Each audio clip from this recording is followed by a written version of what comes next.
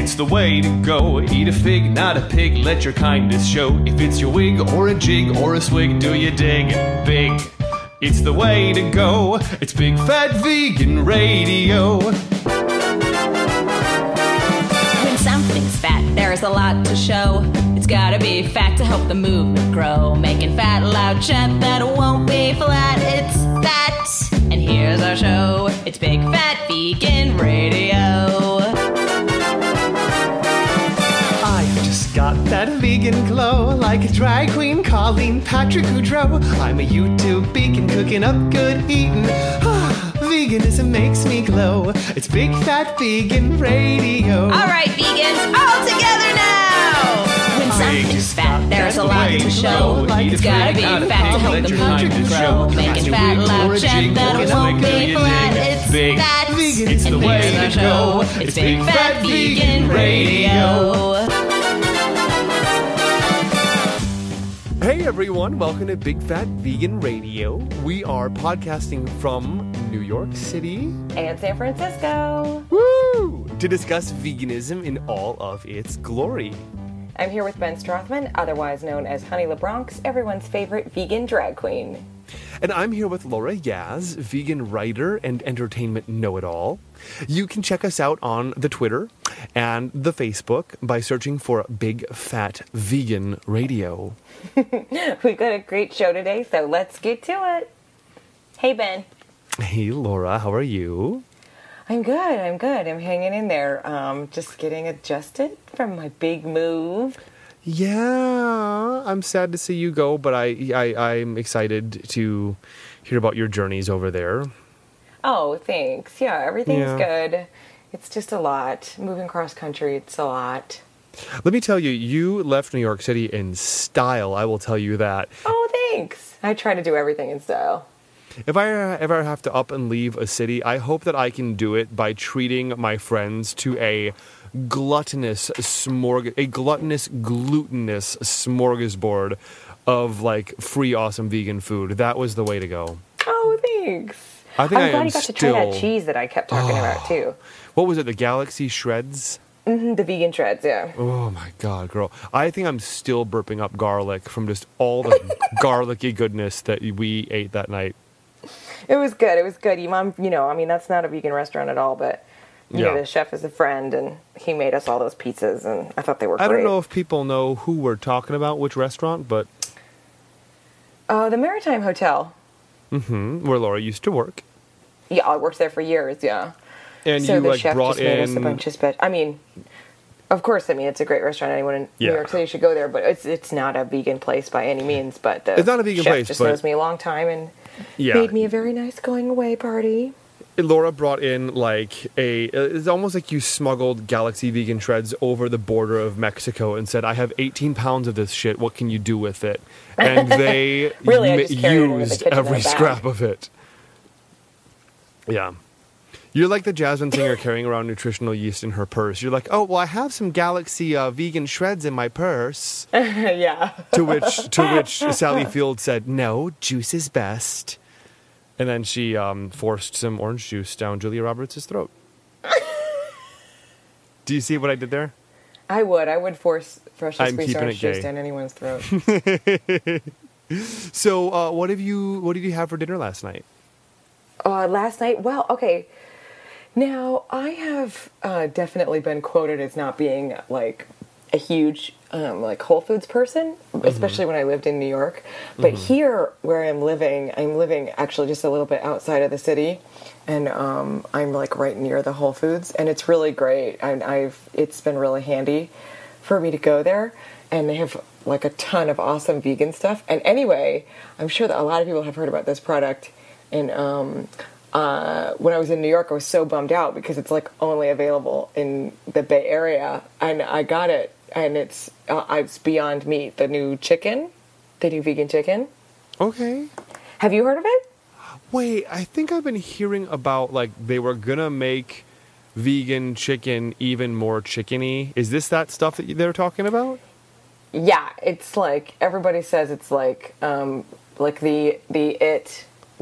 it's like the Mecca now. It's like the faux meat. And Yeah, it's like little chicken strips, and all the reviews are like totally rave. And then the one of the Twitter co-founders, Biz, he's vegan, and he backed Beyond Meat, and so it got a lot of press because of that. Yeah. And I've been dying to try it, and it's so funny. I've been dying to try it, and then I've also been dying to say this, but it tastes like chicken. Huh. Tastes like chicken. Well, I probably wouldn't remember at this point. You could feed me styrofoam, and I'm like, this is just like chicken. I almost forget what it tastes like. I have to say, I'm definitely not. I don't want to say easily fooled, but I am not hung up on that. I know a lot of people really get hung up on like texture stuff with like soy meats and seitan and stuff like that. Yeah. They really like a lot of people are really bothered by it being different than what real animal flesh is like. I'm not bothered by that. But me this either. Is really like I would be. I mean, I don't think that you could. I don't think anybody would be able to tell the difference with Beyond Meat. That's the thing. I can't think of a single person who you could serve it to who would be like, "Is this not chicken?" They would all just be like, "This is delicious." Well, then ship some of that to my mom, because my mom is like freaked out by quote unquote fake anything. And one of the mom, I know you're not listening, so I'm gonna say it's gonna happen. She told me, Benny, don't you, and I'm serious, don't you ever give me some fake thing or fake whatever, and don't tell me what it is, and then sneak it up on me. Just don't you ever. It's like her biggest fear in life is that I'm going to somehow get someone to smuggle fake meat or fake cheese or something into her food without her knowing it. I would like to remind all the listeners right now that Ben's mom is from Wisconsin. Oh, yeah. That it's not an impediment. Because that accent you did was hysterical. It's not an impediment. My mom is basically Principal Victoria from South Park. That's the accent, like exactly. Awesome. But as far as the faux meats and whatever, when of course, I don't think either of us prefer to call it faux anything, but things that are trying to replicate the taste and mouthfeel of animal flesh. For me, I don't care how lifelike it is. I just care about a good mouthfeel, a good taste. It's just about, is it delicious to me? The other thing that I wanted to say about this, the Beyond Meat that I tried, I got a curried chicken salad. It was in a curried chicken salad, and it was so good. I mean, just the way that Whole Foods had prepared it also was really delicious and excellent. And I think that matters, But apparently I can buy, the girl behind the deli counter just tonight, because I went to buy more, she was telling me that I can buy the strips plain and put them in stuff at home. So I'm totally going to do that too. I mean, it's really not that expensive, and it's really good. Well, we got to start rallying the Whole Foods here in New York to start carrying Beyond Meat. Yeah, definitely. I think that, they're just a starter company. They're just starting up right now, and so I think they're trying to expand as much as they can. And right now, they're just seeing how well they do in this area, and I think it's going really well. Yeah. I hear a puppy. Yeah, it's my neighbor's dogs. Okay, it sounds like more than a puppy. Because it's hot as hell here. So, may I tell you what I had for dinner last night? Oh my God! Please tell me what you had for dinner. Well, no, I don't want to.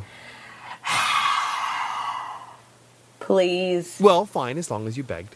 I went to Candle Cafe West. It's the new Candle Cafe on the Upper West Side. They actually opened in April, but I just haven't been yet. And my friend Robin Kyan, he asked if he could take me to lunch somewhere today. So I'm like, I got to go somewhere new I haven't been yet that I can talk about on the podcast. So we went to Candle Cafe. Now, there's, of course, Candle 79 and Candle Cafe on the Upper East Side. So at first I was kind of thinking, like, are they going to have the same menu? Candle Cafe on the East Side. They have a few of the same, like, similar items. But for the most part, their menus are pretty different. Ooh, cool. And even before I get to the food, here was the cool part. I came in and the waiter was, chatting us up, and we were talking a little bit about just food and veganism. So I had kind of mentioned that I have this podcast, and when he said, "Oh, what's the name of it?" I said, "Big Fat Vegan Radio." And there's this woman sitting a couple of tables away, and she's like, "I thought that was you." It was Kimberly Smith, and I should have recognized her because she has been on a lot of the protests with Donnie Moss. She's out there protesting the horse carriage industry, protesting Christine Quinn. She is an animal rights maniac. Like, she's one of those who, like, her whole Facebook wall is just like, you should know about this, you should know about this. Oh, did I mention here's some pictures of me at the latest protest? Like, she's hardcore. She's a painter. She's just this awesome chick. And she was there. And so it was a lot of fun to kind of hang out and talk with her a bit. And then later on, my friend Amina, I had no idea, my friend Amina Camille, she works at Candle Cafe West. She used to work with Kitten with a Whip at the Jekyll and Hyde, and she's been vegan for 2 years now. Like, we kind of met when she had first just gone vegan, and now she's all tatted up. She's got a tattoo on her left wrist that says vegan, and it's got like a big New York City skyline on it. Oh.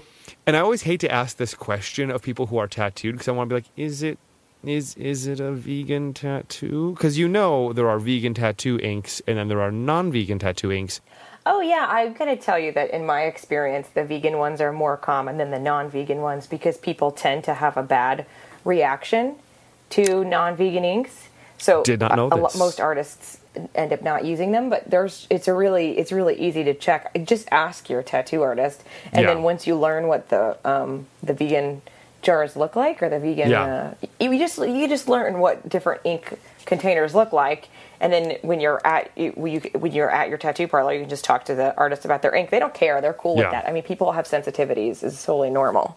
Yeah. Well, she's got a tattoo. It is vegan. I don't remember the name of the place that she went to for it, but you might want to ask her. She went to some awesome, like, vegan tattoo parlor for it. But so anyway, we were there, and I had I don't know why, but I never want to have the special at a place. I always want to have, like, what's on the menu that they're known for. But they just got me by saying seitan steak. Like, everyone knows me. I'm like Mr. Seitan 2012. But it was a seitan steak with shallot mashed potatoes and sautéed string beans and caramelized onions with a side of, like, a country gravy. It was just very simple and plain. Like, it wasn't all vegetarian paradised out. You know, it wasn't smothered in anything. It wasn't fried. It wasn't breaded. It was just a good cut of seitan. It was just really like steaky, you know. It was really good. And my friend and I, we shared a meze plate as an appetizer with, you know, some olives and some hummus and some quinoa. And let me just tell you about dessert. The words carrot cake have never excited me. Never excited me. I'd almost sooner have a carrot. Oh, who could not be more foreign right now? I am a carrot cake nut. Yeah.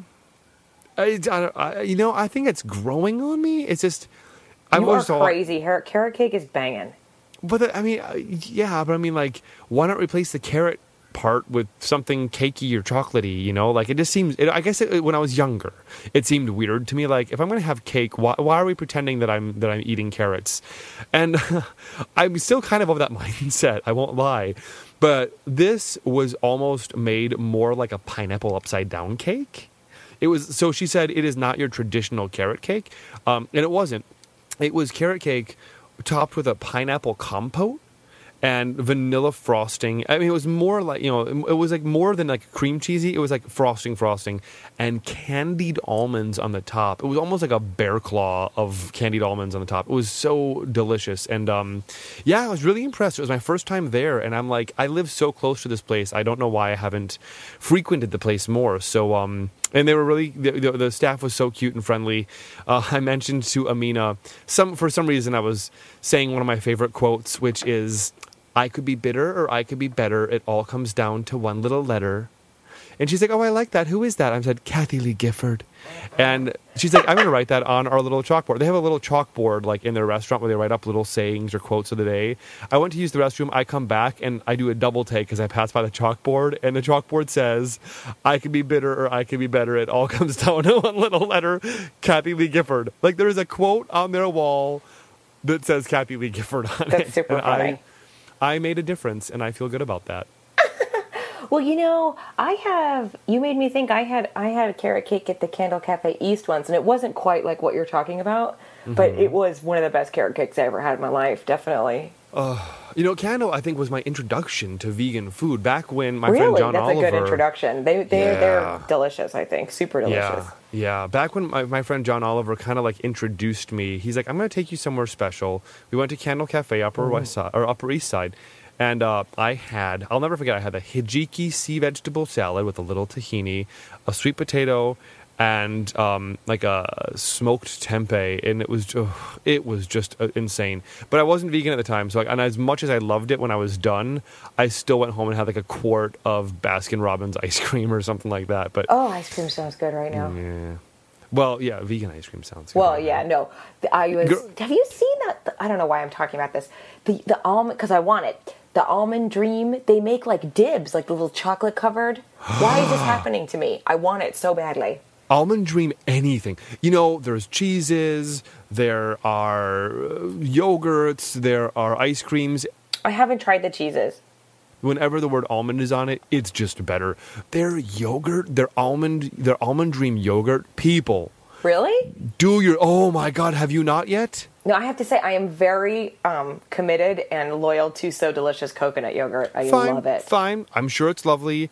Do yourself a favor. Experience this. Okay, if I see it, I will. But I gotta tell you, my heart belongs to So Delicious. That's fine. Your heart can remain with So Delicious, but you just need to know what the Almond Dream yogurt is like. You almost might not like it because it's probably... I love yogurt. If you like thick yogurt, this yogurt is like clay. I mean, it is it's the thickest yogurt I've ever had. It's incredible. Interesting. Yeah.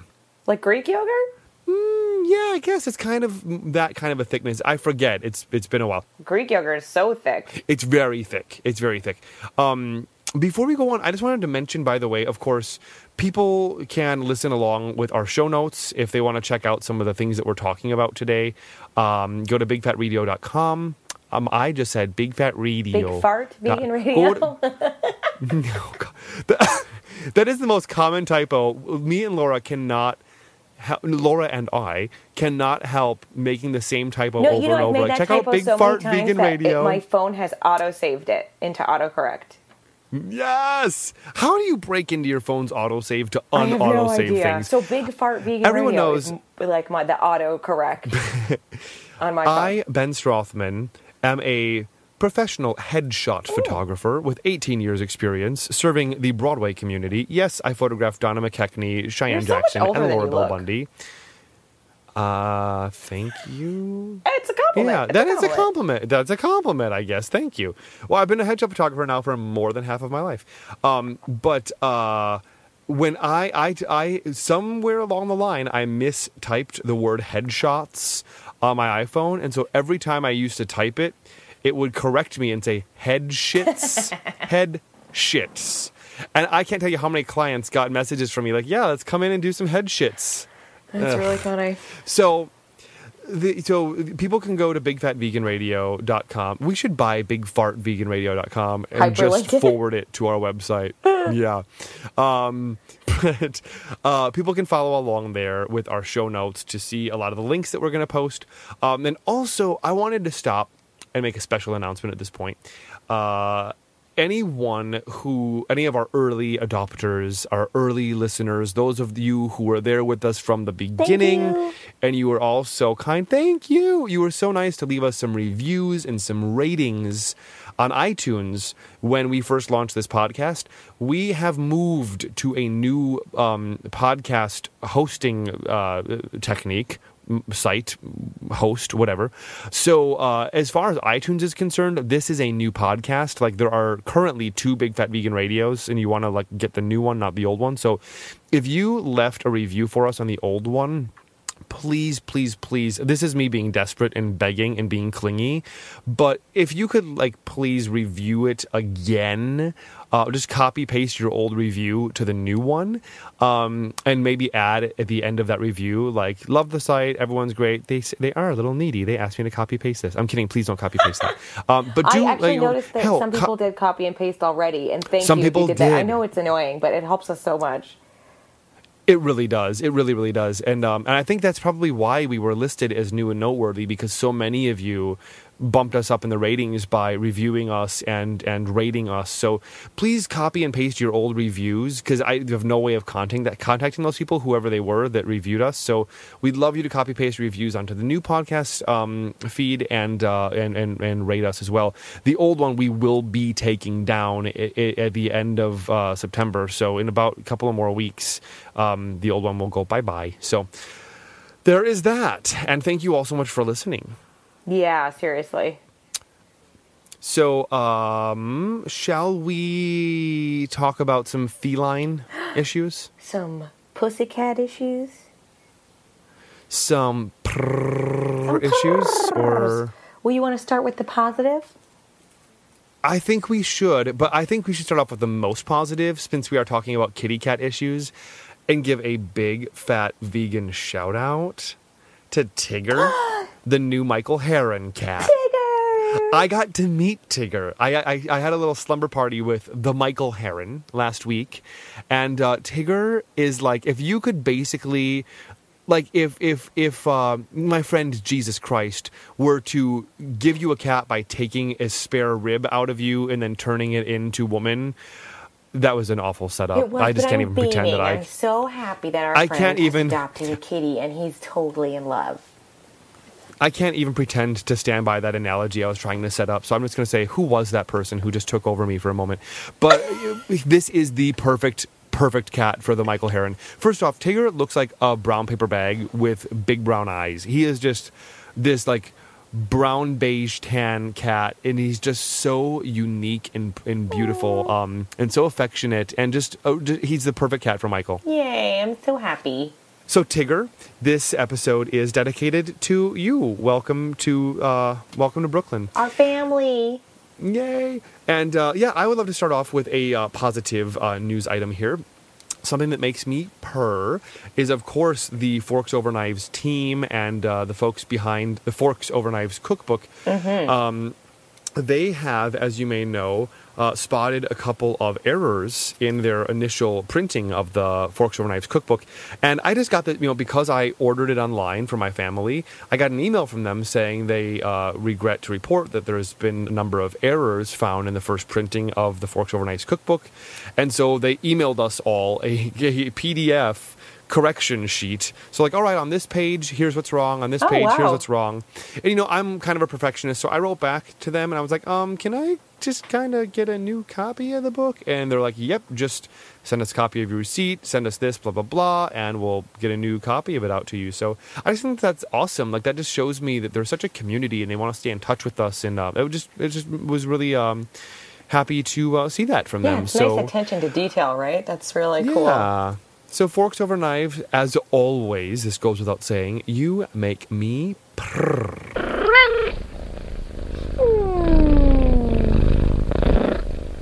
So, Laura, what makes you purr? What's making me purr? Well, I read this really sweet story, and I just wanted to share it, which is that a restaurant in, let me see where this is. I'm not sure where it says. The Dock Restaurant. There it is. The Dock Restaurant, which looks like it's located on Long Island. I'm so sorry. I just got a blurb because it's just a sweet story. It's not really like, it's not like, like some crazy breaking news. Anyway, this local man saw that there was a 17-pound lobster for sale at the Dock Restaurant, and he went and purchased the lobster just to release it back into the ocean. Aww. Which is amazing. And so they estimate that the lobster is anywhere from 80 to 100 years old. And a lot of the local kids, I guess, even knew the lobster, were familiar with seeing him swim around in the ocean, and had named him Larry. So anyway, Larry was saved. Saved by the Lord. By this incredibly generous and sweet man who said he was the most expensive lobster I never ate, but he doesn't deserve a bib and butter. He deserves to live. And I just think that's awesome. If I had emotions, that would make me cry right now. I know, it's a really sweet story, right? That's really sweet. I love it, and I just think it's, it's amazing. And it's just like, I'm sure that this man is like not an animal rights activist. He just saw it, and something in him told him it was wrong, and he did this amazing thing, and I love it.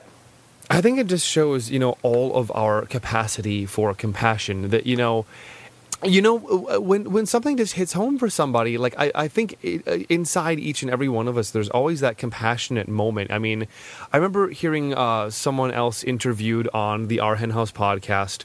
I forget what her name is off the top of my head, but she went on some spiritual retreat or some, foreign country where they like brought out this goat, and then they're like, hey, this is this beautiful goat. That was who it was. Yeah, JL. JL Goes Vegan. Everyone should check out her blog. It's great. JL Goes Vegan. That was it. I was just listening to it today. This is why it's so fresh in my mind. She's an awesome lady.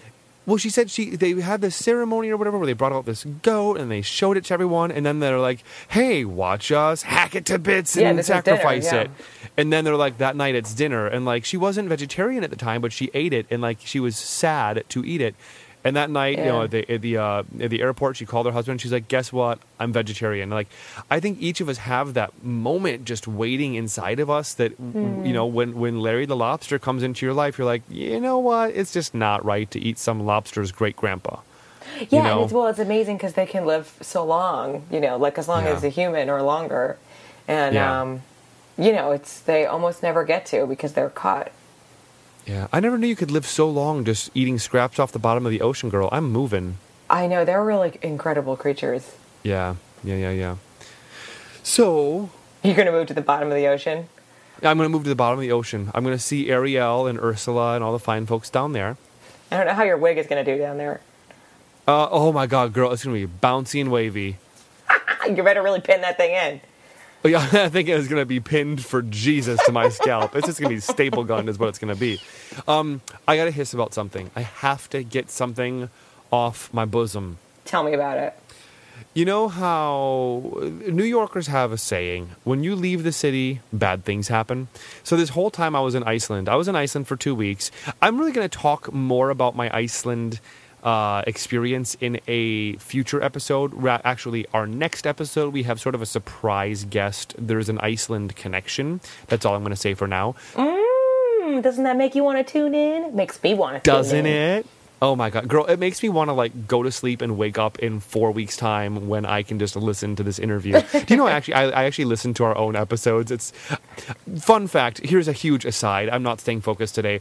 Coffee with Queens, which is Kitten with the Whip and Frosty Flakes' podcast, which records in this same apartment in the next room.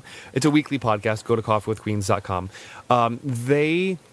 There I go. I just totally forgot what I was going to say. No, I didn't. I was actually sitting in the room with them last week while they recorded an episode. So, like, I was there for half the episode. They were actually, like, asking me things, and I'm, like, commenting on it. I still found myself listening to the whole episode. Like, what happens next? Oh, that's funny. Well, I listen to our episodes, but that's because sometimes you usually put stuff in there that it's like a surprise for me. It's like it's like I get to listen to it. I don't know what's going to be in there. And sometimes you'll listen to it and like you're like, Ben, you kind of forgot to edit that. We have posted before an episode where I'm like, oh, by the way, I'm going to loop around this. I'll edit this part out. But by the way, I just got to say, I hate all these sons of bitches. I can't stand these. I'm just kidding. Oh, I'm going to edit that out because I don't want there to be swears in there. So I hate all these hippie ass bull talking, animal eating, smoking motherfuckers who listen to our show. But there are listeners, and I love them. And then he'll get a voicemail from me that's like, hey, it's so great job with the episode. I don't know if you meant to leave in that part where you're like cursing for half an hour. And then I go through and I just add in some cute little sound effects and everything's better. So there's that. So what have we learned from this? We learned coffeewithqueens.com. Check them out. They're a hilarious podcast. But so at any rate, when you leave the city, bad things happen. And the whole time I was in Iceland, I'm like, I'm not sure what's waiting for me in New York, but I just know something always happens. When you leave New York, you come back and you're like, oh, shit. Zen Palette has closed. Not all Zen Palettes. Don't freak out, everyone. I live a block away from what used to be the Zen Palette at Broadway and 105th Street. Oh, Laura, did I even tell you this yet? Such a bummer. Did you even know this yet? What? That my Zen Palette is closed? Oh, yeah, you mentioned it. Oh, God. I'm not kidding. When I went there, like, I'm like, wait, why is it closed at this time of day? That's strange. Wait, why are there notices up in the window? The hell was the health department here? What's going on? That's And such then I kind of took a few They're steps great. back, and I noticed there's this huge banner over the entire building that says store for rent, and the whole place is empty inside. They were so good to me. That was like my little home away from home. If I didn't know what else to eat, I would just go to seamlessweb.com and like, bam, Zen Palette came up, bam. I chose from either the sweet sour sensation or the sesame medallions. But here's the blessing in disguise. I just kind of like relied on them too much. You know, I ate so much seitan and so much soy protein, and it just kind of became a really repetitive thing in my diet. Yeah, and I guess now, it's really when it's really easy like that, you do really lean on it. I really did. And I'm forced to rediscover my neighborhood now, you know? And I was like, all right, well, there is a mouse vegetarian and a Chipotle, as I like to call it, Chipoodle. And so I'm like walking to Chipoodle or mouse, and Chipoodle sounds like one of those breeds where they cross two dogs. yes, it's a Chihuahua and a Poodle girl. Get into it. Chipoodle. It's a Chipoodle. But I walked by this health food store. I'm sure I've noticed it before, but I've never gone in. And something just drew me in there. They had everything. They have things that, like, I would normally go to Whole Foods for or go to Westway for. They had the Daya cheese wedges. I mean, just like a lot of convenience foods, a lot of vegan options. The only thing that they didn't have, when I'm in Milwaukee, they have Outpost Natural Foods, and they have a really nice bulk section, bigger than the bulk section at Whole Foods. And one of the things they have in bulk is Vital Wheat gluten, which it's dirt cheap when you buy that stuff in bulk and bag it yourself. Yeah, nutritional yeast too. I love to buy Nutrin bulk. In this place also had nutritional yeast, but they, I asked him, I'm like, hey, no one seems to be doing this around town. Is there any chance you guys carry or could carry Vital Wheat gluten in bulk? And he pulled out this huge like binder catalog of barcodes and products that I guess are available to him to purchase. He's like, yeah, I never thought, oh, is this it? Vital Wheat gluten? Yeah. He's like, I think I could. Took down my phone number. He's like, let me get back to you. Like, I'm going to look into it. I'm going to see if I can order some of it. When we get it in, I'll call you. It was just so awesome to see what's happened when something I used to lean on as a crutch is taken away, and I'm forced to keep exploring, keep looking in my area. And fun fact, at the Veggie Pride Parade, there was the Ayurveda Cafe was there kind of representing. And they're not entirely vegan. They're mostly vegan. They just have like a yogurt that is dairy-based and some desserts that are dairy-based. So they're like vegetarian. Yeah, I mean, like, that's it. There's like 2 or 3 things that they have that are not vegan. So I'm kind of just like, so why not just replace them and make them vegan, right? But I was walking home today and I stopped by them and I'm like, would you deliver to where I live? And they're like, yeah, absolutely. They're open just as late as Zen Palette. And I think they probably have healthier options because it's Indian food. It's more whole foods based rather than a bunch of, vegan meats, fried and breaded and whatnot. So, oh, I love Indian food. It could kind of be, a healthy change for me. Cool. It's still a bummer, though, that Zen Palette wasn't getting enough support up there to stay open. Well, that's exactly the thing. And a part of me liked that it was always kind of empty in there. So if I wanted to sit there for as long as I wanted and, like, read or work on something on my laptop, I could. But, like, when you see these places, you gotta go and support them, people. And you gotta get your friends to, like, go out and support these businesses, especially if you see a place that's struggling. I mean, I wish I knew this then, but, like, if you see a place that's struggling, do what you can to tweet about it. Do what you can to get the word out. Yeah. Yeah, it's also like when your local grocery store starts carrying Daya, it's like buy the Daya. Well, there's whenever I see a farmer's market and they have like some, I don't know, some like orange cranberry muffins, and that's their only freaking vegan option. Like, orange cranberry does not sound very tempting to me flavor-wise, but I'll buy it because I want them to know vegan things sell. Yeah, it's like if you ask, is there anything vegan? And they say, yeah, there's this, cookie or whatever. You can't be like, I don't want a cookie. It's like, just buy the cookie. Eat it later if you want to. Save it, whatever. But, buy it, You will show want them it that you later. want it, that there's demand. Yeah. So, it's with a heavy heart I hiss at the closing of Zen Palette. Well, I think you should hiss at the patrons for not eating enough soy protein. Yeah, I thought we were told. We were told if you build it, they will come. They built it, people. You should have come. Hiss. I'm hissing for you, Ben. Thank you.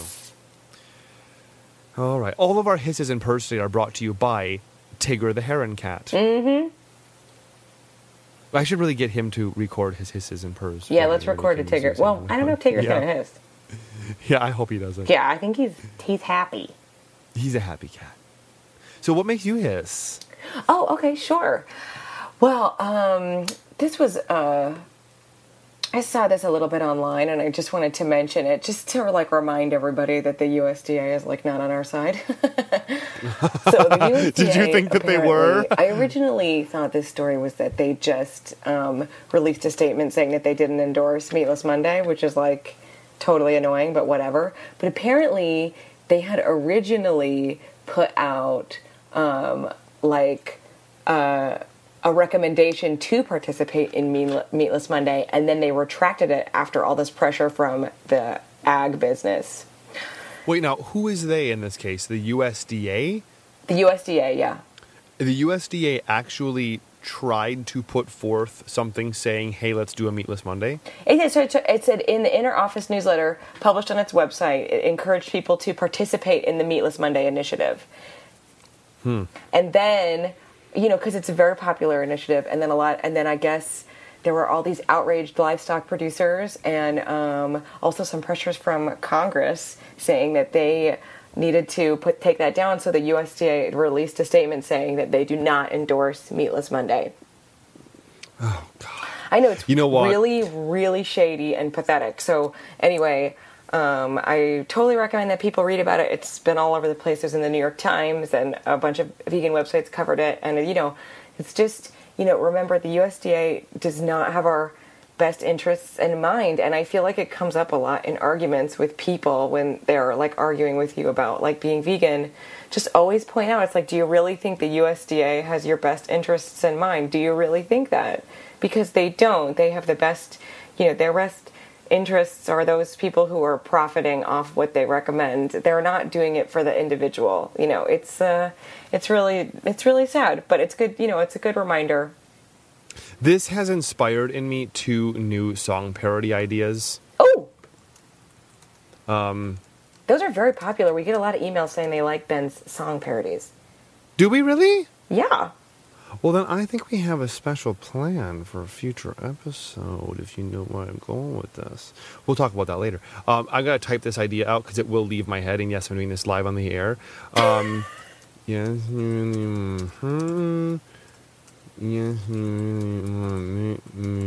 I'm doing that so that I keep it a surprise from our listeners. So you just mumbled? Until I actually say it, because I don't want to ruin the joke. So now it's a surprise for me, too, apparently. Yeah. So one of the song parodies, copyright Ben Strothman 2012. Don't steal this, people.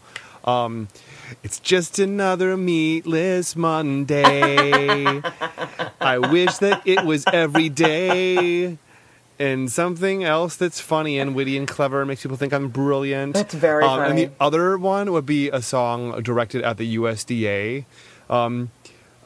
Why do you really want to hurt me?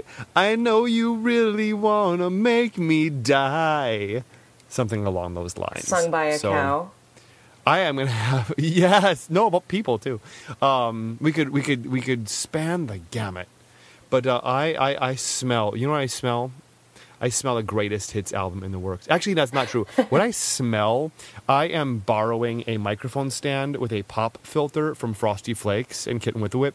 So I am a few inches away from this pop filter that Frosty Flakes has spit and talked and breathed into. And girl, I am just smelling Frosty Flakes' breath this whole episode. That's a bummer. I've met something Frosty between Flakes. bad breath and Salem menthol cigarettes. Yeah, no and shit, yeah. regret. Yeah. Good thing So you got that there's microphone that. protector. Yeah. So I guess, I'm sorry, did I totally hijack your USDA story, or was there more? No, that was it. So, USDA, you are making me hiss.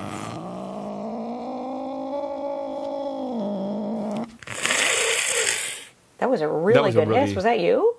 That was me. That was good. you know what? I just gave it up to Jesus, and I'm like, Jesus, I don't know how this is going to come out, but I did not grab my shoes or nothing, Jesus. I ran for my life. And then the smoke got me. I got bronchitis. So today, I think we are going to skip our normal Big Fat Vegan food section in favor of listener mail. Sure. Also, I also would like to say that if anybody, we're not totally sure how to do this segment now that we're not in the same place. And if anybody has any suggestions on anything they'd be interested in us doing, as a bi-coastal representation of this segment now, let us know. Because I think we have ideas on what we want to do, but I'm curious what people would like to hear also. Mm-hmm. Yeah, absolutely. And here are the ways to contact us. Awesome. It sounds like you are gesturing over to me for me to say how to contact us. I did gesture over to you. I could feel it. From 3,000 miles away, I gestured. You can find us at bigfatveganradio.com, where all of our contact info is there. You can also call us at 315-VEGAN-01. That's 315-834-2601. And keep in mind, we love getting voicemails that we can actually play on air. We love them. Or you can email us at bigfatveganradio@gmail.com. We love that too. You can tweet us at BigFatVegans. You can like us on Facebook at Big Fat Vegan Radio. How did I do? Great. All right, so let's kick it off. Ben, why don't you read this first email, because I think it's pretty much directed at me, so I'll respond. Okay. How should I do the voice? I don't know how she sounds. Is she kind of a smoker? Is that a woman? Does she have an accent? My name's Talia. I don't know how to pronounce that name. I'm so sorry. Can I do a voice? Talia. Is it Talia Anderson? Talia or Anderson? The Anderson part. I think Anderson's pretty straightforward. People, when you email us, if your name is not Jane or Kelly or Stephen, if your name is anything other than those three names, do us a favor and just tell us how to pronounce your name, unless you want us to... Can I say slaughter your name? No, I guess I don't want to say slaughter. Or not say your name at all, because, my last name is very difficult. I usually just tell people to skip it. Unless you want us to Vitamix the pronunciation of your name. So, from Talia, I guess this is Talia. Vitamix. From Talia Anderson, she says, not an attack at all, but I wasn't sure about your stealing argument in reference to bees and honey. Episode 1.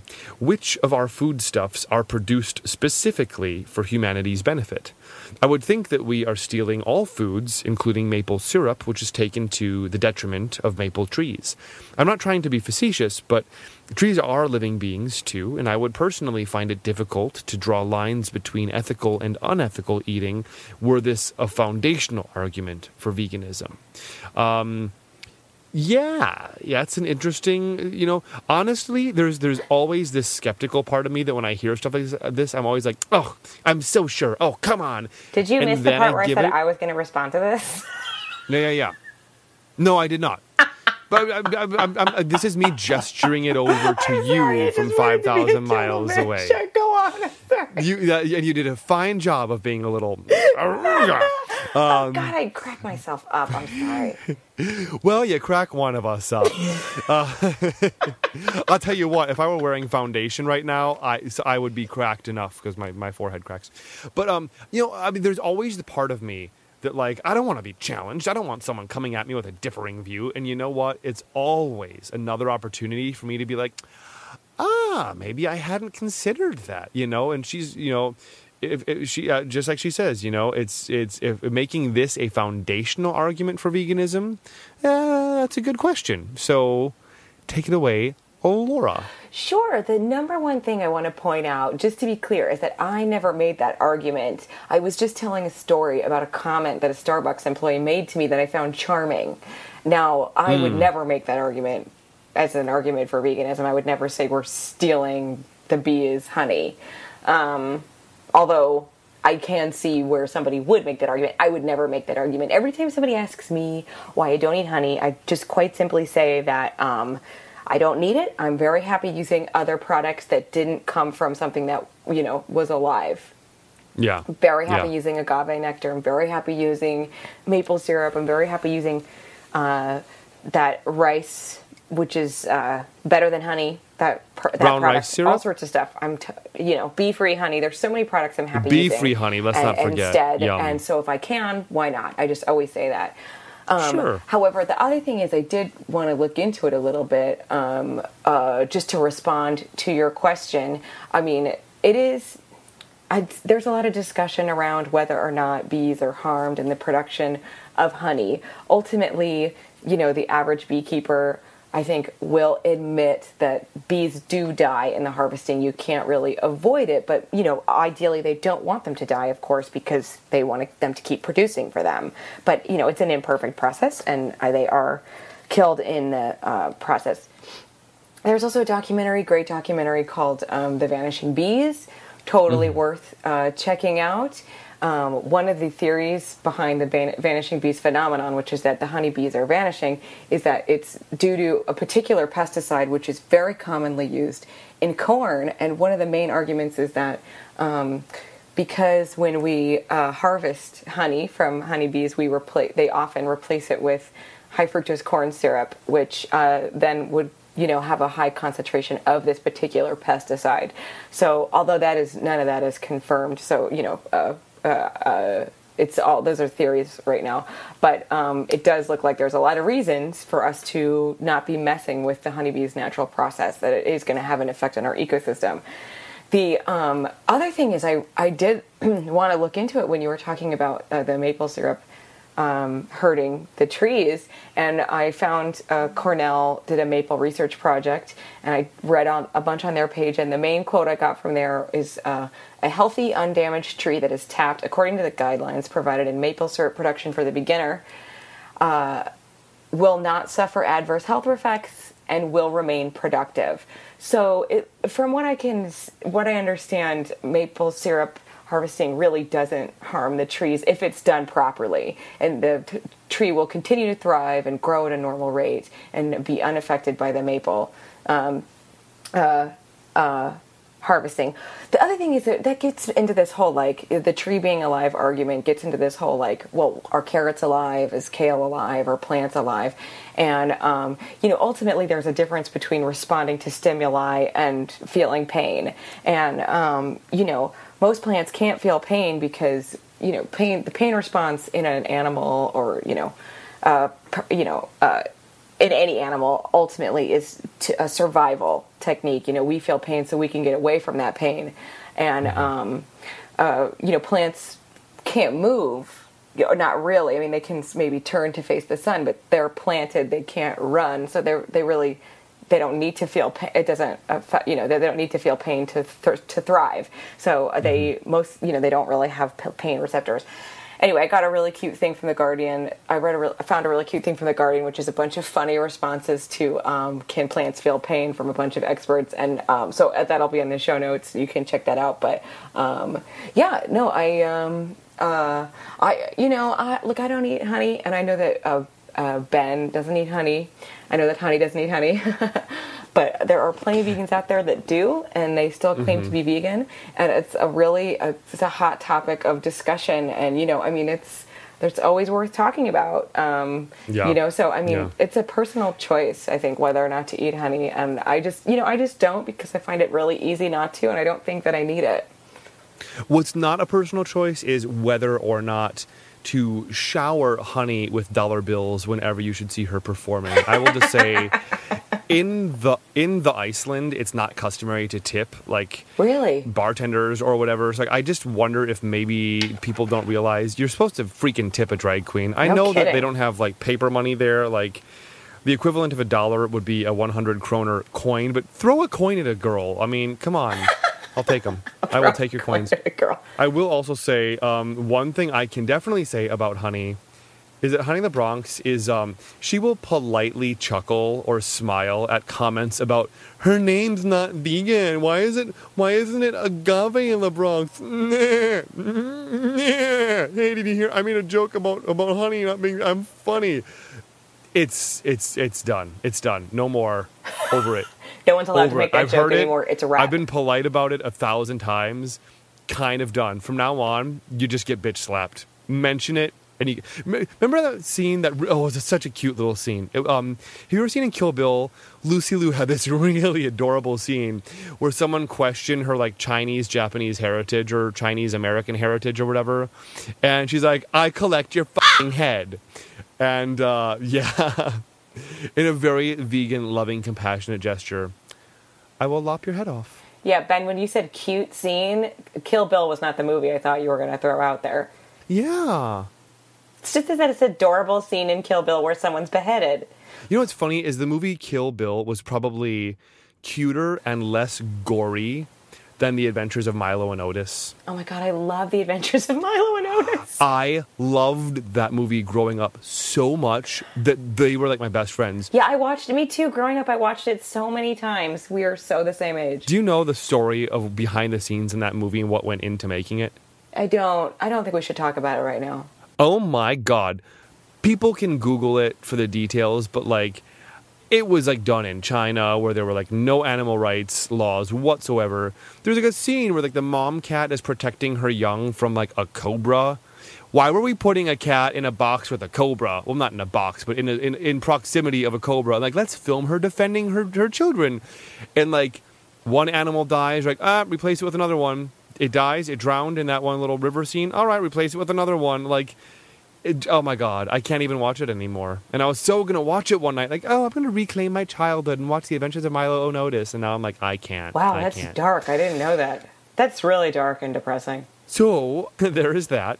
Let's move on with questions. Do you have a question for me? Yes, I do have a question for you. Did you like my answer, by the way? I loved your answer, and I actually learned something about the maple collection from trees. Oh, wow. And about plants not feeling pain. Oh. I kind of didn't know about that. Thanks, Ben. I'm blushing. Yeah.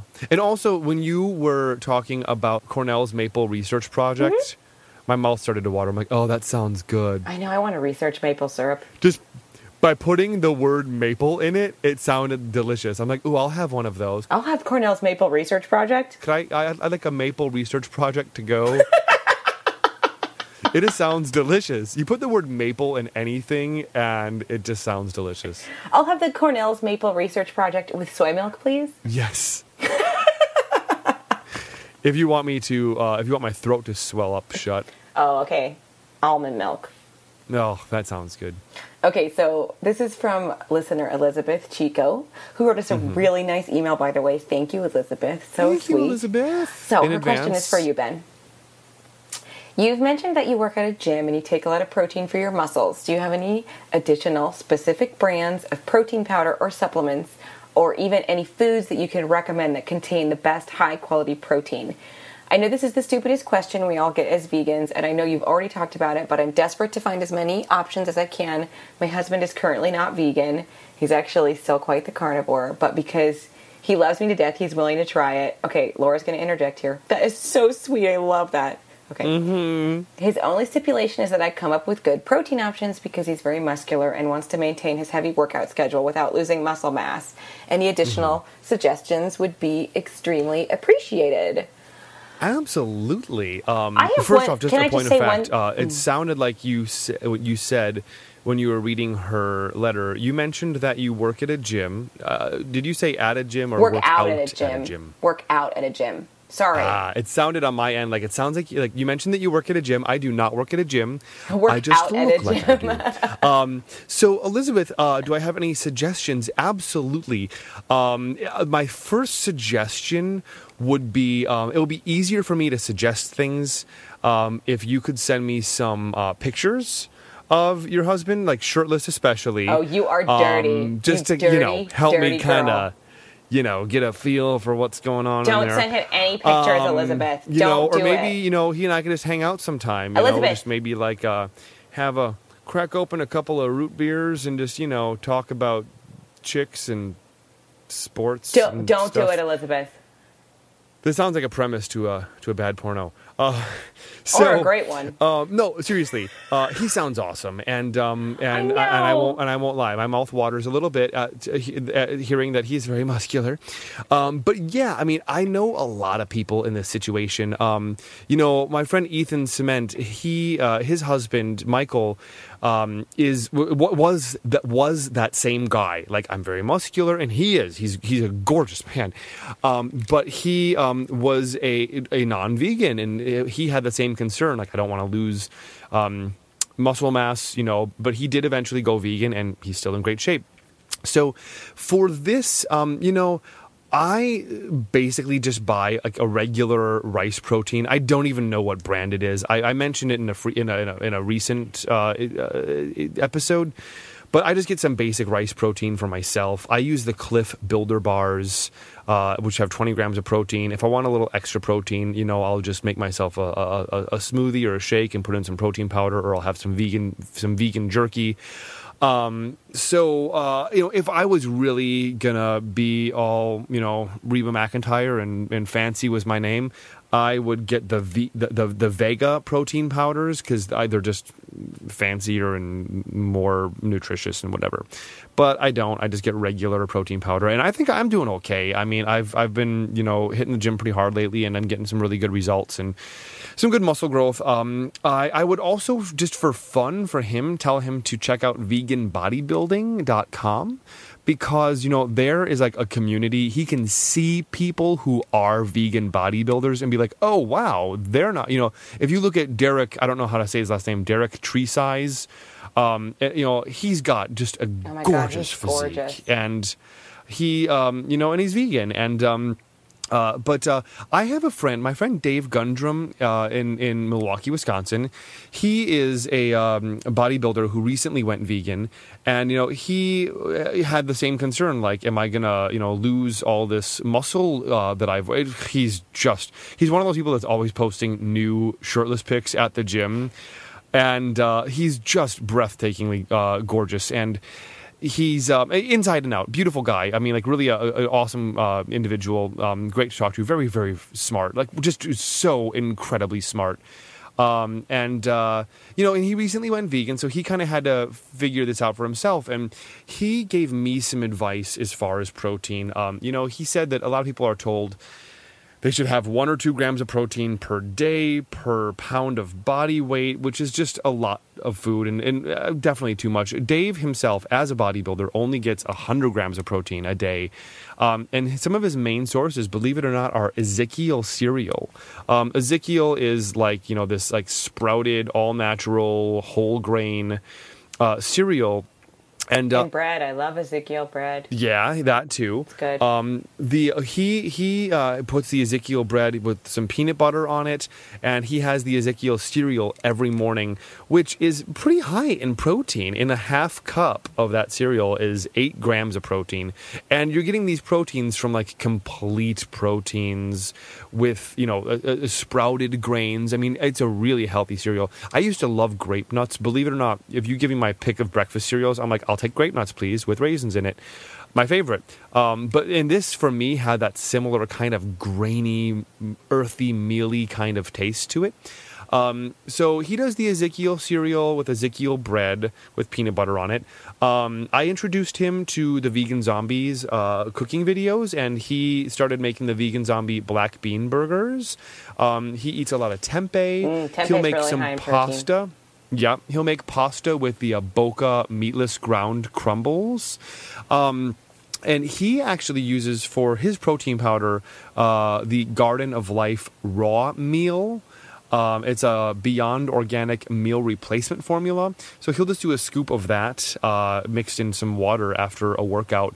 And he actually says that since he went vegan, maybe, I don't know how many months ago, maybe like 6 months now, he has actually noticed more muscle growth. And I mean, if you look at it, he's probably actually taking in less protein than he was. I don't know. I won't speculate, but I'd imagine that, he's not eating all this animal products anymore, so he's maybe getting a little less of the protein that he used to be getting, but he's actually getting more muscle growth. So he also just got certified, I believe, as a personal trainer. I don't know all the terms or certifications or qualifications, but he's basically on his way to becoming a certified personal trainer and fitness guru. So once he does, I'm sure he'll have a Facebook page you can like, but I'll definitely keep you guys posted. But he is on the Facebook, Dave Gundrum. He's, if nothing else, go look at him because he's pretty.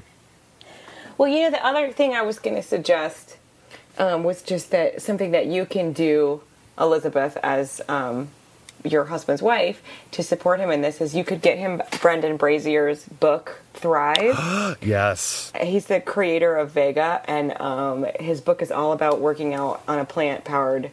It's all about being an athlete on a plant-powered diet. So I'm sure that would be really handy for your husband. It would be a great gift. Yeah. I haven't read that myself, but it's in the back of my head. I really want to.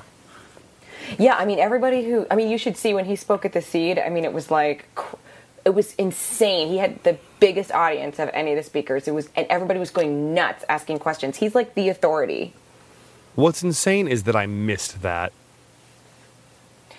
I didn't miss it. I was there. I introduced him. Yeah. Were any of those recorded or filmed, or can we see any of those? I don't know.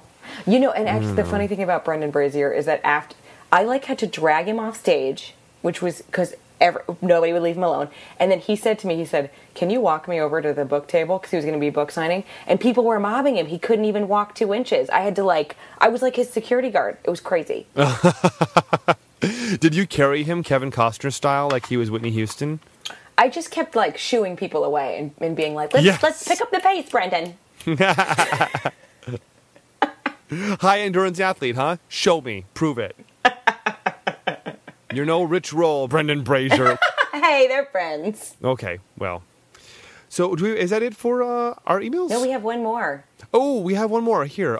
This is one awesome email here from Cynthia Rucker. This one says, I teach high school in rural Ohio, and I have about 5 students who are either vegetarians or vegans. Sometimes other kids are pretty snide or outright rude about their food choices and ethics. How can the veg kids handle this in a way that is light, humorous, but still getting their point across? I actually had one student run out of the room very upset one day when someone made light of her veganism. On another note, as a teacher, I sometimes bring in donuts for treats. In May, one of my students pointed out that these treats are not vegan. Could you suggest for teachers and parents some vegan alternatives for classroom treats? I guess I just have a quick thing to say about this, if I may. I'm pretty sure anywhere you go in this fine nation of ours called America, you have a Whole Foods wherever you go. That's not necessarily true. If she lives in rural Ohio, there might not be a Whole Foods nearby that's convenient. That's true. All right, that may be true. But if there is, you can do one of two things. You can go to the Whole Foods, and I don't know about your Whole Foods in your neck of the woods, but in my neck of the woods, vegan donuts are popping up at Whole Foods. Yeah, it's true. And vegan cupcakes. Every time I go, though, there is a new vegan donut that I didn't see before. And finally, a chocolate frosted Bavarian cream filled donut is an option. Not as good as vegan treats in Bethlehem when I went there. But I'm sure it's not as good as Dunwell donuts either. Nothing's as good as Dunwell. But you might be able to find some vegan donuts at your local Whole Foods. If you have one. We have to understand that there might not be one. Or what you could always do, don't overlook this, go to Dunkin' Donuts and just buy regular donuts and then just tell your kids they're vegan. Oh my God, Ben. That's terrible. I'm coming undone. No, I'm kidding. That's awful. But no, seriously, not to overlook.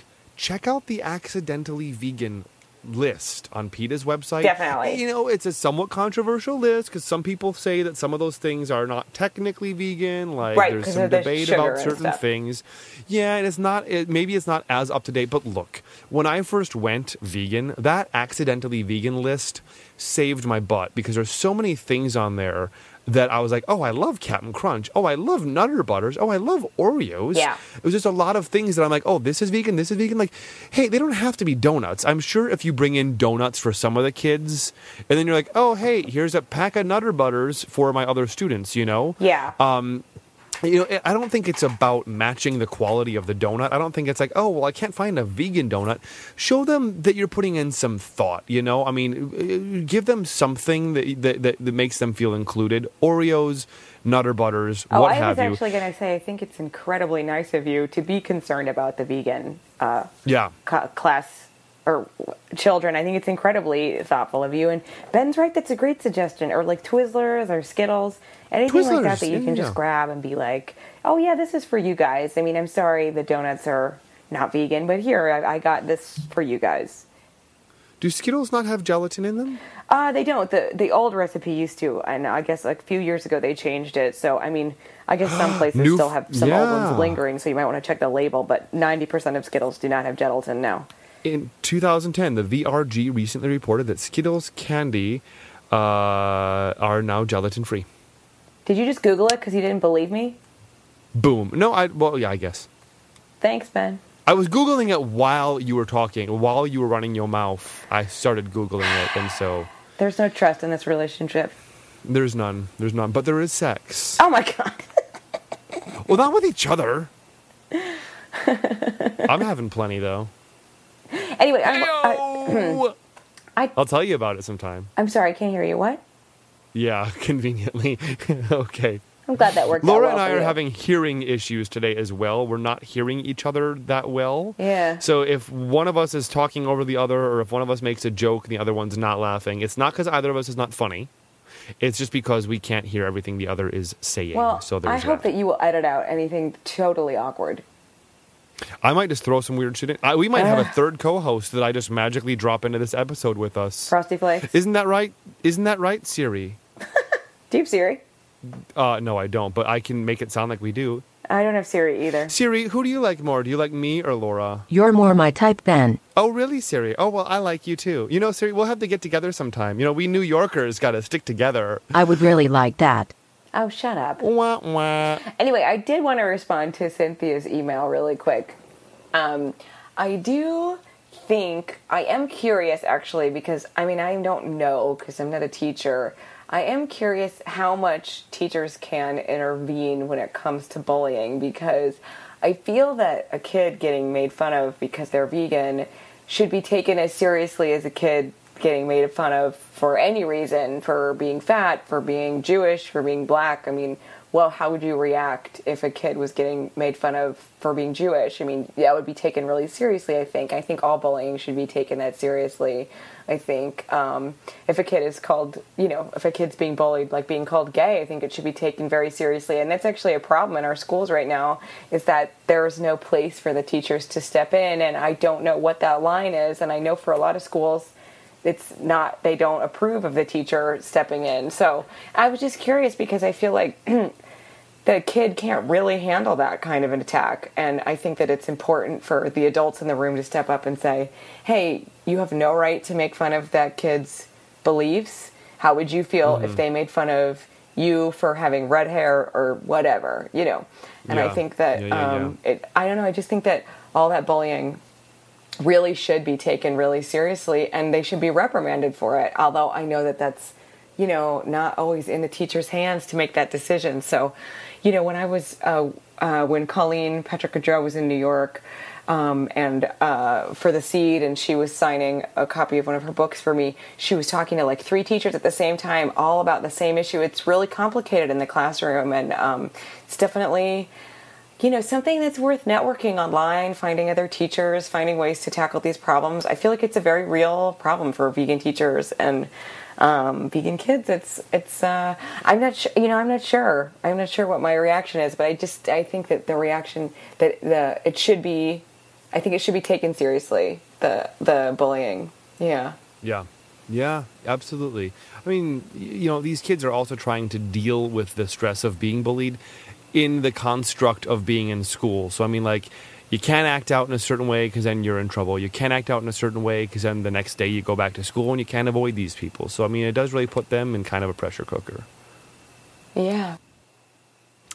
I wanted to quickly make a plug just on behalf of Big Fat Vegan Food springing up in Midtown Manhattan, which is, as we all know, a virtual wasteland of vegan options. Blossom du Jour has opened a Midtown location. Finally! Yay! They are on 9th Avenue. See, this is the thing. You leave the city, bad thing happens, Zen Palette closed down.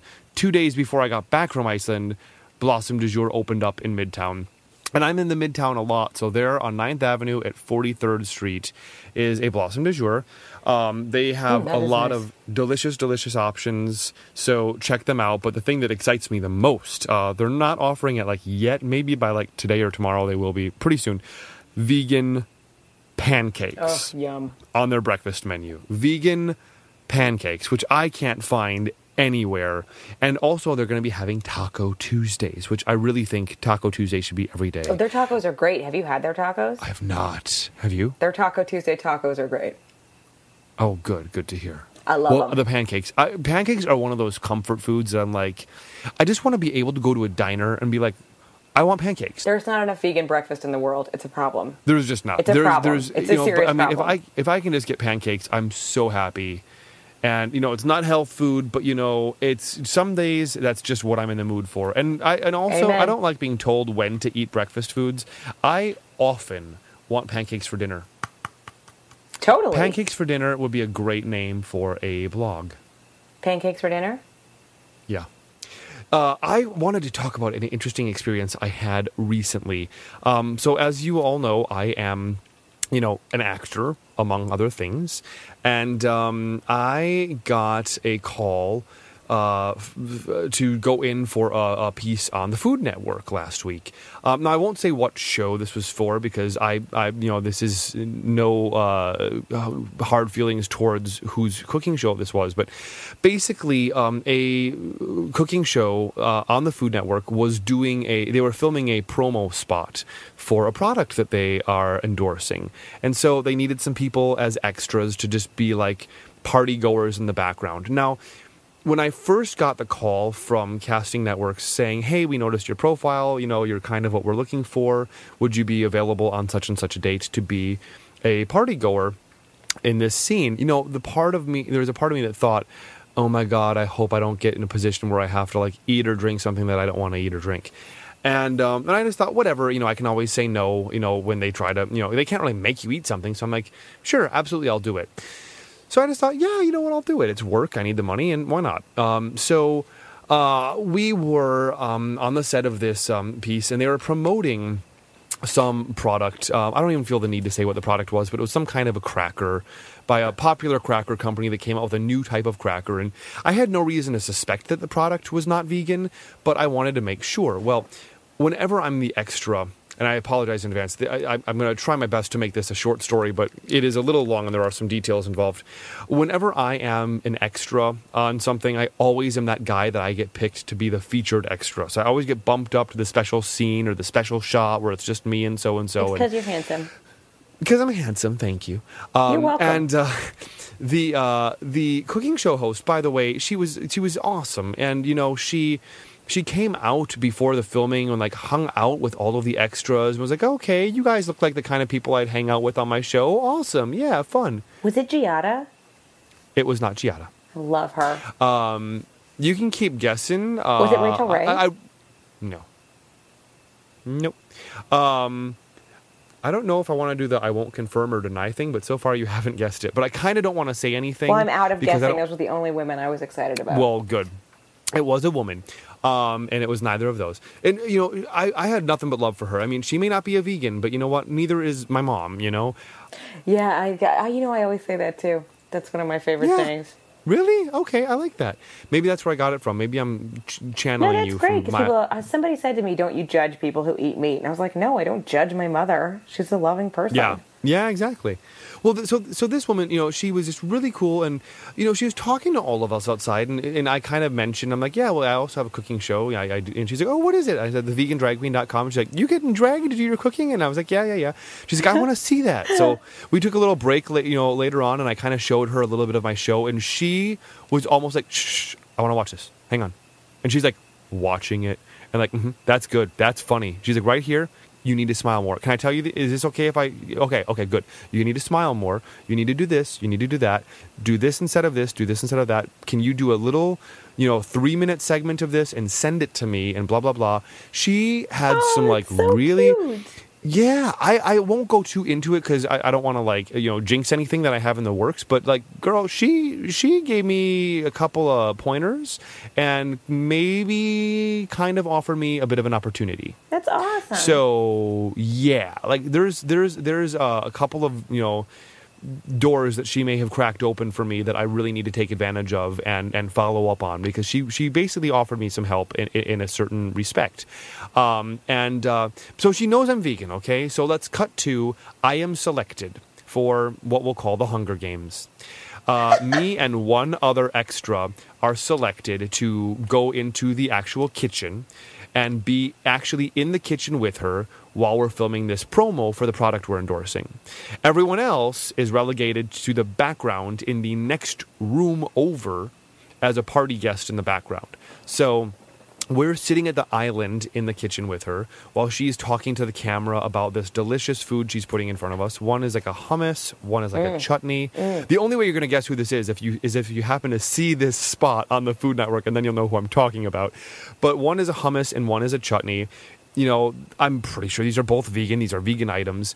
And there's these crackers. And now I didn't, I'm getting a little nervous. I'm like, oh, I'm in the kitchen. Oh, I'm probably just going to sit here and watch her cook and watch her whatever. So the woman sitting to my left, it's just me and her. We're now, because we're here, we're now featured extras. That's better on a resume. We're now getting paid more money. We're now totally front and center, featured in this promo, where everyone else, thanks for your time, we might see you in the background, maybe, but no promises. And the woman to my left is the one, they're like, okay, so woman on my left, you are going to, on this word, you're going to pick up a cracker, scoop some hummus, and eat it, and then comment on, and just go, And so I'm like, oh, better her than me, because I don't know if those crackers are vegan. For whatever reason, the woman's hair, they're like, we don't want you sitting on that part of the table. We're going to switch you. So now, Ben, you're going to sit here. You're going to pick up a cracker, scoop some hummus, eat it. And I'm kind of like, now here's the thing. The cooking show host, it's not her job to know if these are vegan crackers or not. She's endorsing them. It's not her job to know what's in them, whatever. And I couldn't exactly go over and pick up the box and look at the ingredients, because the box is set where it's supposed to be set for the shot. I'm an extra. I'm not to go messing with the shot and whatever. And I asked her, I'm like, are these crackers, do they contain any milk ingredient? And she's like, I don't know, but I'll have someone find out for you. And it's like a race against the clock. They're about to yell action, and I have this cracker in my hand, and they're like, all right, and action. And I'm like, I'm not sure yet if this is vegan or not. Finally, someone else comes, and he's like, and he's looking it up for me. They're like, hang on, this guy, he needs to know if there's a milk ingredient. He looks it up, and he's like, nope, there's no milk ingredients in there. Okay, thank God. And action. And blah, blah, blah. And like a good little actor, I scoop up some hummus with my cracker. I put it in my mouth. I chew it. I swallow it. I say, and cut. He's like, yep, no milk ingredients, just whey. Ugh. I've eaten whey. I've swallowed whey. And I'm like, and this whole time I was going along with this, right? Because I'm like, they're probably not going to have me eat anything. It's fine. And I'm like, there's whey. He's like, yeah, but that's just fine, because that's not milk. It's just, and I'm like, at the same time, I want to be professional, and I don't want anyone to be like, we're never working with that guy again. Mm-hmm. But it's almost like it's too late. I'm in this situation. So I'm like, I can't eat whey. I'm sorry. I have it. And this is where Colleen Patrick Goudreau was talking about. Sometimes, she never says it's an allergy. She makes the ethical argument that, but I mean, also, some people say sometimes you just need to play the allergy card if you just need to get out of a situation. So I'm like, yeah, I have a milk allergy. I can't eat this. suddenly everyone, like including the director, and I didn't want to get any special attention on me, but suddenly everyone, including the director, is like, "Oh, are you okay? Are you okay? Hang on, hang on, hang on." And they're all reaching in their pocket for Lactaid pills and Benadryl tablets. I was afraid someone was going to stab me in the back with an EpiPen. I was not prepared. And I'm like, it's okay, it's okay, it's okay. I don't need any of that. I just need something to spit into and a bottle of water. And at this point, I'm thinking, okay, what's done is done. I got to finish this out. I'm just going to chew it up, spit it into a cup, rinse my mouth out, you know. And then I thought, wait a minute. Are we filming something for television that's going to have me eating something and trying to act like it's delicious, endorsing this non-vegan product that I want people to go out and buy? And now I'm like, oh, am I in an ethical conundrum? And I was like, and then suddenly I'm like, I don't want the extra money. I don't want the camera time. I want out. I want out. And suddenly, I was like, all right, and our next take. And I was like, I can't do this. And someone came over to me. He's like, it's not too late. Do you want us to switch you out with another actor? And I was like, yes, please. I'm so sorry, you guys. I can't, I hate to mess up your shot or your continuity here, but if you can get someone else in here. And they were very nice about it. They were very understanding. They got another actor. Hey, yay, someone else gets their moment. But now it's about who works on camera. And so they put another actor in there, and later that actor comes back out of the room and they try another actor to replace me. And I guess I'm hard to replace, I guess. Finally, this one guy goes in and he's the one that they're using. But now they don't, he and the woman who was sitting next to me, they don't like the way that they match. So now the woman who was sitting next to me, now she's coming out and I see her coming into the next room with me, relegated to the background of the party scene as just another non-important extra in the background of the shot with me. Dang. And she was like, I think it's my hair. I think they hated my hair. No, they hated because I messed up that one take. I knew if I just... And I'm like, honey, if you want to be mad at someone, be mad at me. This is because of me. This is because you and I, So, and for the rest of the shoot, she and I were not supposed to act like we are talking to each other at a party. And she would not look at me. She was over me. And I felt so bad. But I'm like, I can't exactly apologize. Like, I'm not sorry that I'm not going to eat this. But I did find it a little interesting that the Food Network is going to have actors put something in their mouth and that it's not to the Food Network. It's not going to occur to them to be like, here's what you're eating. Are you okay with this? Do you have any allergies? Like, they all cared so much about allergies after I put this in my mouth, but there was no consideration ahead of time, So that was my experience on the Food Network. It was a really scary position for me to be in because, I try to prepare for all these vegan situations I might find myself in, and here I was, like, it was like blindsided me. Like, I didn't realize the situation I was in until they were about to yell action. And I'm like, oh my God, I'm expected to put this in my mouth right now and I can't. And I was too afraid to speak up because I'm like, I'm not important enough, but it's, I went to bed that night feeling really good about, stepping down and just saying, it's not worth whatever extra money to me for me to have endorsed this product, The hummus was delicious, though. It was made with cannellini. It was made with cannellini beans, and it had dill in it. But, yeah. Cannellini beans? Yeah, it had cannellini beans in it. It was really good. Oh, I love cannellini beans. Yeah. So if any of that sounds like a familiar Food Network promo you've seen for a special cracker, then you hit me up on Facebook and I'll tell you if you guessed the right segment. But it was a fun experience overall getting to meet her. She was a really cool, cooking show host who I will not name, and I will definitely follow up with her because she was very helpful about my show. That's kind of why I don't want to speak ill of this this production. But I was really kind of shaken up. Yeah, that sucks. Yeah. It's a shitty situation. Yeah. Ooh, so there's that. You have to edit me out saying that cuss word. Yeah, I was doing some cussing in this episode, but we can always do some cute, fun sound effects. Yeah, put like a bauga, Bauga! I love that one. I love that. It works for boobs and swear words. It does. Doesn't it work well for boobs? Honey, when are you performing next? Tell me all about it. Well, there's a magical little segue. I'm so excited about this. So very, very excited about this. Saturday, October 6th, two performances. One is at 2 p.m. and one is at 7 p.m. Our good friend, the Cynthia King Dance Studio, who we talked about with her vegan ballet slippers, presents Framed. It's going to be a unique, fast-paced assemblage of original dance works which address serious political and ethical issues ranging from the objectification of girls and women by society to animal rights. And Honey LaBronx will actually be sorta kinda emceeing this and doing a little bit of performing in this. And I don't know who her other people are gonna be, but she's gonna have a couple other like animal rights speakers. Think about it. You're sending your kid to like dance school and you're going to see their dance recital, and what's this? There's a vegan drag queen involved emceeing the event. What's this? There's some animal rights speakers being incorporated into a dance piece. What's this? Children like acting out the plight of circus animals and farm animals on stage. She goes there. I saw a rehearsal for it recently and I'm like, Cynthia, you are bold, lady. You are bold. And it's so beautifully artistic and very moving. So these are, you know, if you've ever been to a dance school recital, you know these things sell out immediately because parents want to see their kids. And they bring their whole family. And they bring their whole family. So why did I pay for all those lessons? Dance for grandma. Dance for grandma. That's my chorus line moment. Hysterically funny. Thank you. So if y'all want to see the Honey LaBronx, and I'm just going to say I might be busting out a special animal-themed dress that I made by hand a couple years ago and haven't worn since. So Bjork fans, you don't want to miss this.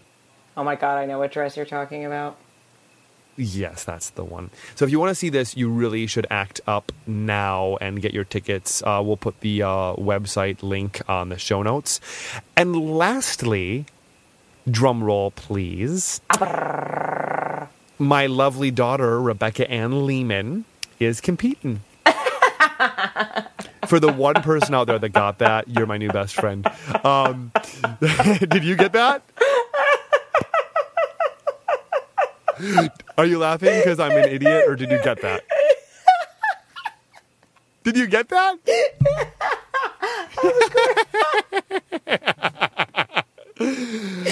Oh, that's not what I thought you were going to say at all. I still don't know if you get the reference. Oh, I got to watch that movie. I love that movie. Yes! We're talking about Drop Dead Gorgeous for those of you who haven't watched it. If you haven't watched it, pause it now. Oh, if you haven't watched it, pause why us. are you living? It's actually, the DVD is sitting here to my left on my nightstand. Oh. On my nightstand. God damn it, that movie is so so lastly, funny. Drum roll, please. I'm in Veg News. Honey LaBronx is in the October issue of Veg News, page 87. That is so awesome. I'm so excited. I know. And here's what I got to say about that. Anytime I've ever been interviewed for a magazine or a newspaper, I am almost always unhappy about something. I'm like, well, I don't like, they put a space between La and Bronx, or they didn't capitalize the B in LaBronx, or they said this, but it's really more like that, or whatever. I'm really nitpicky. I love the article. And I was also caught off guard. I didn't really know that they were going to interview me. She just kind of called me up and she's like, talk to me. And so I kind of talked to her a little bit, and I don't have the name handy of who wrote this, but she did a bang up job of taking what I said and just wording it well. So I'm really happy with this article. The article is about vegan video stars, and they did a special feature on yours truly, the vegan zombie, aka the vegan dreamy zombie. I know, I'm in love with the vegan zombie. Oh, who isn't? The Michael Herron is in love with the vegan zombie. Well, I'll fight him. Yeah. Oh, yeah. Is he out there? No, he's on the East Coast. Okay. So Well, I think I'll Michael's get to got him a better first. chance than I do. Probably. And the black metal vegan chef. So, like, I'm in pretty good company with these guys. So I'm really excited to be in this issue. So if you can figure out where the heck to get Veg News other than subscribing to it, Just subscribe. the Michael You should Herron. just subscribe. Subscribe, definitely subscribe, because then you'll get it for sure. But the Michael Herron gave me his copy because I can't find it anywhere. So, Laura, where can people find you? Well, you can always check me out on the Fashion Police page and Us Weekly, and I should have a new post up at vegansaurus.com soon. You should all be reading Vegansaurus anyway, because it is the best vegan blog on the internet, and I write for them, so... We love that. Yeah, other than that, just stay tuned for our next episode. The Vegansaurus gave me one of my first press hits about the vegan drag queen, and I'm so grateful because they did a little write-up about me, and it got me so much mention. So Vegansaurus, did you ever know that you're my hero? They are the greatest. They are. So we would love to, as always, give one more shout-out to Michael Heron. This should really be called the Michael Heron Shout-Out Podcast. Yeah, can you guys tell that we like him. Michael Heron? He's all right. Don't get carried away. But thank him so much for. We'd like to thank him so much for our wonderful theme song, where we both sound just angelic. I don't know if I sound angelic. I sound okay. You sound like a punk rock star. You sound great. You sound awesome. You're a good singer. Thank you.